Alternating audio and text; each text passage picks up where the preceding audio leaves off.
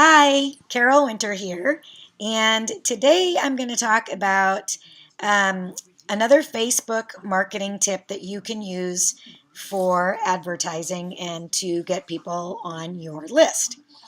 Now, Facebook, if you have noticed, I'm sure that when you're on Facebook, running down the side of your page or somebody else's page, they have little ads. They look like little blocks, and there's very few words on there. There's a title, and then maybe an image, and then maybe four or five little short lines um, there. And then if you're interested in what they have to say, you click on the image or on the description, and then you move on to what's called a landing page. On the landing page is where you get most of your information, and they usually would have an opt-in form where they would say, if you put your name and email address, you will get, whatever their offer is. And it usually is free because all they want to do at that point is they want to get you on their list so that then they can start sending you your emails and your updates and uh, so that they can start building a relationship with you, which is what we've been talking about all this time, is building a relationship with the people on your list so that at some point in time you might have something that they need and they will purchase because they trust you. So with that said, I'm going to go through some things, what Facebook does not want you to do in those ads. So let's say, for instance, that you want to do some Facebook marketing and you want to put an ad out. Oh, and by the way, this is called pay per click, which is PPC. You'll hear PPC advertising, and that's pay per click. So that means every time somebody clicks on your ad, that Facebook actually charges you a certain amount of money. Now, we'll get into later on how to do an ad and um, how much money you're going to pay for the click every time. But for right now, let's just talk about the ad itself. And just know that you're going to spend a small budget, but you can put in the criteria.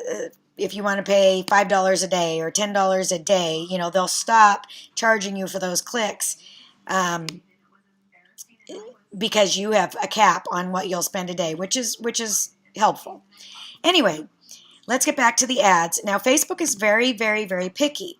And in the past, you used to be able to do anything you wanted to do in an ad, and it would go through and it would be fine. But these days, they've gotten very, very picky. So I'm going to try to remember some of the things that they won't allow, but I won't be able to go over every single one. Your part would be to go in and read the rules on Facebook ads, but I'm just going to give you a few for the sake of this video so that you know the basic guidelines. Anyway, let's see. One of the first ones is you can't do any shocking language. Now, obviously, that goes without saying, except that you'll see some ads on Facebook with shocking language and somehow it got through, but it won't be there for long because somebody will catch it and they'll get it off of there. You cannot market to kids under 18 for things like smokeless cigarettes or something like that. Um, when you're putting in your criteria, you can say, oh, this is going to be for age groups such and such to such and such. And even though the age group on Facebook for the criteria can go down to 13, you want to keep it over 18 in almost all cases, unless you are doing something like selling something like a video game that's not R-rated and so on and so forth. So then you can go down lower. But then there is also infographics. Infographics would be like an ad that has too much text overlaying the image. They don't like that. I've actually done that before, forgetting or not even thinking about it, and they disapproved the ad, so I didn't even get to put it in.